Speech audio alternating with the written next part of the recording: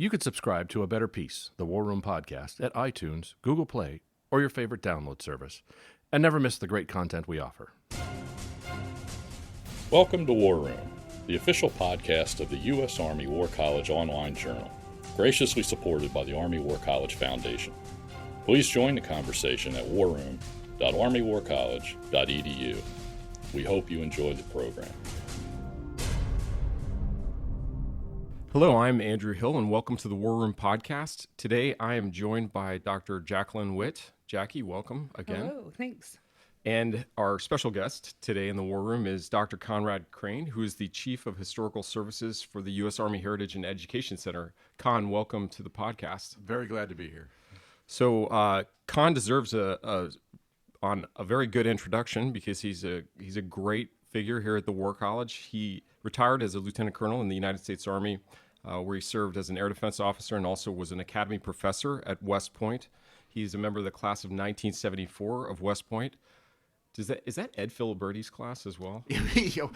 Not that I'd like to admit that, but yes, it is. Ed Filiberti is a great colleague of ours It's here a at the War College. Small world. And he has a PhD in history from Stanford University.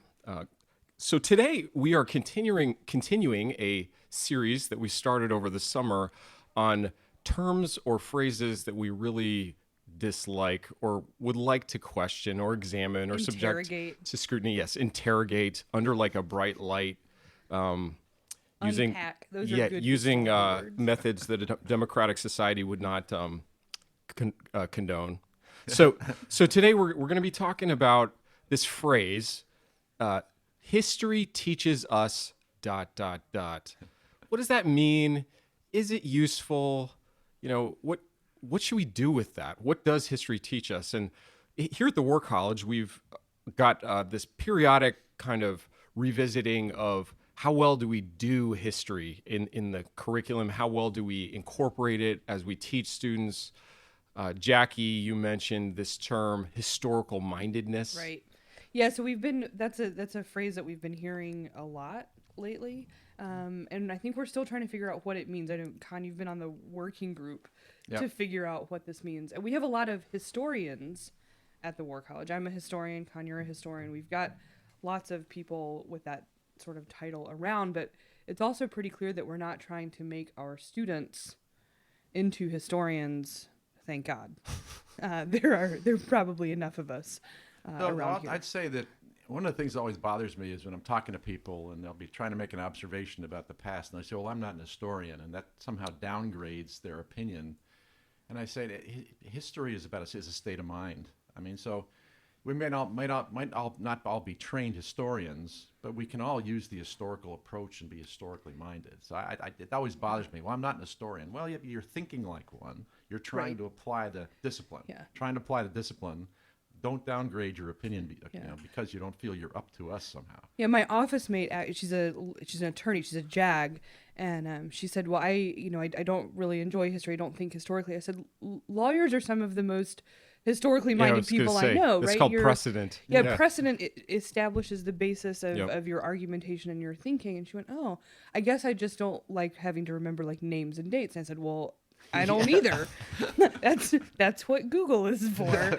The number of, and I say I'm terrible at like trivia. So people always say, "Oh, you're a historian. You must be really great on trivia teams." I'm like, actually, no, because I look a lot of stuff up. I don't actually hold the random stuff in my head terribly well. So this idea of being historically minded, I think, is actually pretty important. I think it is what we're trying to get our students to do. So, Con, if I were to sort of, as a man on the street, say, hey, why does the military care so much about history? Maybe as just a starting point. Like, what would be your short explanation for the importance of history when you're trying to explain specifically why the military cares? Wow. Well, obviously the military is big on tradition. It's what gives us our identity.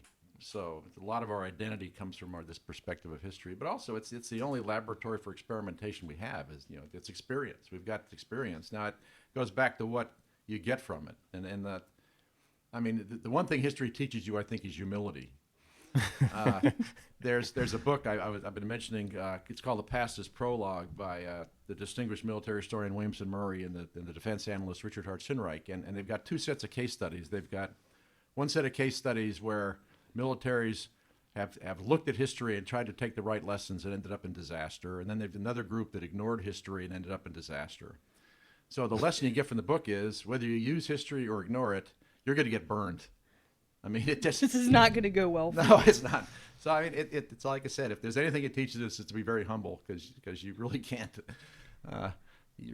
predict the future based on the past. It gives you insights, it gives you questions to ask, but it doesn't really give you answers, I don't think.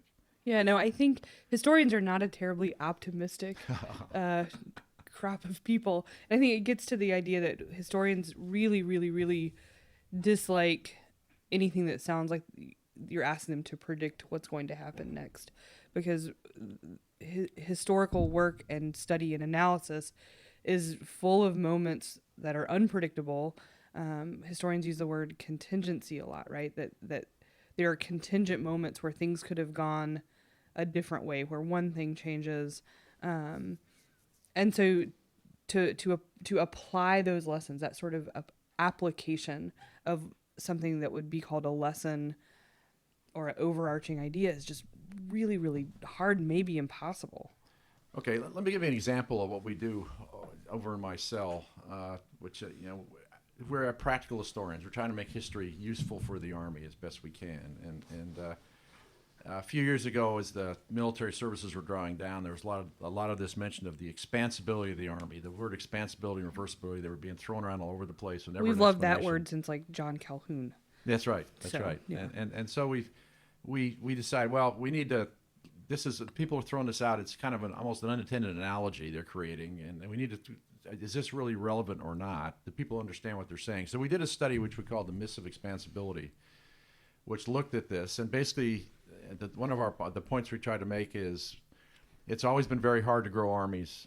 And by the way, we don't have the draft, the industrial base, or the training base we had to do it in the past. So how are we going to do it in the future? And we actually got that to the National Commission on the Future of the Army, and it was one of the things they used. And they actually took some of their conclusions right out of our study to say that the Army was not really ready to expand, had no plans for it, didn't have the capability, which launched the Army on its path to look at how they would do it in the future. So we're not. Again, we had raised this question about the capability to do it. We threw out some insights from the past. We didn't give them any answers, but the Army is now driving to try to develop answers to the particular dilemmas we tried to outline. Well, it seems like one of the important things in that case is that you're looking at a broader array of historical examples rather than pointing to, say, one historical moment or one historical case or analogy where you say X is like Y, and you're saying over time, and if we look over the course of the United States, did you just look at the United States? We looked at in this case, yeah. So if you look over the course of U.S. history, here are the problems, here are the categories, here are the questions that you've got to be concerned with. And your comment and Khan's comment reminds me of something that I often say to students in class when we talk about history and its importance. I think we often think about history as if historical insight is some artifact that's stored in this vast warehouse. And if we could just find the box with the right artifact, then we'll figure this situation out. And you heard this recently in connection with the U.S.'s adoption of counterinsurgency in Iraq, especially in Iraq, but also in Afghanistan, where, people would say things like, man, if we just remembered the Philippine War, or if we just really understood how the Army fought at the end of the Vietnam War, that we would have the answer. We would figure it out. And I don't think that's quite accurate. I think that's pretty kind to say it's not quite accurate. And Khan was involved in writing FM 324, so the counterinsurgency manual, published by the University of Chicago Press, and so I guess reprinted by the University of Chicago Press. It's a government publication. So you can get it for free. That's right. If you want it. So I think if you read the thing, and I hope if I say something incorrect, tell me. But if you read the manual, I think the uses of historical cases are pretty elegant, and they're intent on getting questions, and then that gets sort of maybe misinterpreted or misread in some cases. Yeah, just the story from that there's a ratio in there of troops to population that often gets quoted as this is the three, This is like the magic number. The counterinsurgent manual says you have to have this ratio to be successful, and if you read it, it says a lot of studies show this ratio is what you need, but they're all situated. Then there's a whole bunch of caveats after that. It's all situationally dependent. A lot of times it doesn't work. But people don't read the caveats. All they do is they grab this piece, and that's what history is. That's what history is like. People are looking for the one thing they can grab. It's got to be just like this.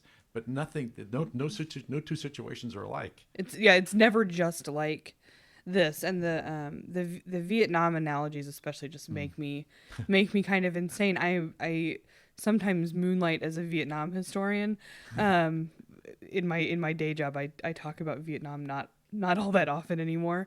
But it's far from settled what the Vietnam War means or is about. It's far from settled what even happened. Like we're still discovering maybe new facts or coming up with new things as archives open in other parts of the world. And so when people say things like Iraq is like Vietnam or Afghanistan is like Vietnam, we've got two references that we've got to be really clear about, both what's happening in Iraq or Afghanistan and what happened in Vietnam. And we for sure don't agree about that. If you think Vietnam was a story of the United States abandoning an ally in its greatest time of need, then you're going to have a different interpretation of the war in Iraq than you will if you think Vietnam is an example of sort of misplaced political and military relationships where, those bastards up in Washington were ruining the war for the military, or the military fighting with one hand tied behind its back and restrictive ROEs. Or if you think Vietnam is a story about, the loss of public opinion and media interventions. So all of those explanations are going to lead you to different conclusions about Iraq or Afghanistan or whatever. It doesn't mean that some comparison isn't useful, but it means that we've got to be, I think, much clearer about what we mean on both sides of any analogical reasoning that we're putting out there. You keep using this word too, story. Yeah. And I know you think about this a lot, Jackie, the significance of narrative. And I think about it a lot too, because I'm very interested in this idea of complex adaptive systems and how do we develop and implement strategy amidst complexity and changing sort of system dynamics and so on. And I think story can be a real liability, because it one example I sometimes give is, hey, what is the story of U.S. history? Well, the answer to that question depends a lot on your perspective. If you are a Native American, your answer to that question is going to be quite different than if you're a German American or a descendant of sort of the daughters of the American Revolution, or pick your or a group. second generation immigrant in the United States now, or right? descendant of slaves, right? So there's so much complexity. There's so many different stories, and they are all true in some way. I'm making air quotes true. It's Audience true. I can't see the them. air quotes, but they're all true. So what is it that? Well, in reality, it can be all of these things. History tolerates, I think, incredible contradiction in many ways. Yeah. And we're still, historians disagree with each other all the time about things that happened very, very long ago in the past. And I think history and interpretation changes as we get new documents, as we add to like methodological or theoretical sort of understandings. The things that are written about the American Civil War right now are not the same as what was being written in 1980, are not the same that was being written in 1930, are not the same as what got written in 1890. So, and it doesn't mean any of those aren't valuable. Yeah, so you're anticipating my next question, which is like, okay, so a cynic could say, well, then what good is it? Right? like Harry Truman famously said he wanted a one-armed economist, right? Because they kept saying like on the one hand, on the other hand. But in some ways, history is the same, right? It's like you want a one-handed economist or excuse me, one-handed historian. One-handed historian. Yeah. Well, that goes to the point that history is not a box of facts. History is a state of mind. You know, when people say I'm not an historian, they'll say, wait a minute. You know, yeah, you may not be trained as a professional historian, but we all think we're all doing this analysis of a very ambiguous set of information. You know, there's the famous Peppermint Patty quote from Charlie Brown from Peanuts that, you know, history is best studied in the morning before there's more of it. I mean, there's continually history, and not only do we end up with more information, but our interpretations change. I wish I was born in the Stone Age. You know, Yeah. history was a much simpler field back then. When in graduate school, I TA'd for a class that was called The World Since 1945. Okay, well, that class was created. The origins of that class was in about 1988, and so 1945 to 1988 is a pretty discrete amount of time. 1945 to 2005, when I was teaching that class, is a different beast, and 1945 to 2018, which is what they're teaching now, is a different beast from 2005. And so not only do the facts change, right? You get more of them, more history happens, but the frameworks change, and the global sort of environment changes, and the way you understand those events changes over time as well. And it doesn't mean that we had the world wrong in 2005. It just meant that we didn't know what we know now, and all the stuff hadn't happened. And it's, you know, and the information. I like the books that always talk about historians as detectives that go through all these historical cases they're trying to solve. But the bottom line is, you never have all the information you need. And the information you have is always ambiguous, and interpretations are always changing. So it's a tough discipline. I mean, you've got to tolerate ambiguity and learn to work with it. What is historical mindedness for you, Con? I think you just alluded to one aspect of it, which is this tolerance for ambiguity. You know, what are the other qualities that you think help people get the best out of this, and maybe avoid earlier your discussion about, you know, either learning the wrong lessons Or ignoring. You're damned if you do, damned if you don't. I mean, the working group is struggling with this, but we've come up with a tentative definition that basically historical mindedness is just using history in any decision-making process that you go through. And by history, we just mean looking at what has come before, trying to get a sense of historical context. Where are these people coming from? Where is this decision coming from? What were the precedents to it? What is the same today than then? What is different than what conditions have changed? If it's a certain problem set, what kind of solutions worked in the past? What kind of solutions did not? That doesn't mean that the outcome will be the same today, but it gives you an array of choices where you can look at and say, okay, maybe we can try this, maybe we can try that. Another example of historical work, when General Odierno started his emphasis on the sexual harassment and rape prevention, we did a study of all the actions the Army had done about dealing with SHARP since the demise of the WAC Corps in 1972, and presented him this massive book of documents which he used as part of his SHARP summit. A pretty depressing list of documents, because almost all of them, in fact, every one was basically, here's what we tried, here's why it didn't work. But it was an array of different options, however, but then also with a lot of reasons why there were problems with them. And again, that's something for decision makers to look at. And obviously the current situation is going to be different in many ways, but obviously there's going to be similarities. But we're just, historical mindedness is trying to realize that no event happens in a vacuum. Yeah. And that you've got to understand, and it's not just historical context, it's a cultural context. There's all kinds of different multidisciplinary ways to look at this, but looking at the past is definitely one of them. Yeah, the historical piece is one piece. And I think this gets back to our original sort of the phrase that we love to hate, which is history teaches us, and that kind of literally shuddering. Yeah. But I think in some ways that's exactly the opposite of being historically minded, right? And that's, I think, what we're maybe getting at, which is to say history teaches us ... fill in the blank. It obliterates ambiguity. it obliterates context and contingency and things that could have happened and human choices and environmental factors and structural factors. And it oversimplifies. And so can you think of any phrase that you could fill in after that blank where it's true? Can I give an example? Yes. Right. So here's a great example of that phrase. All right.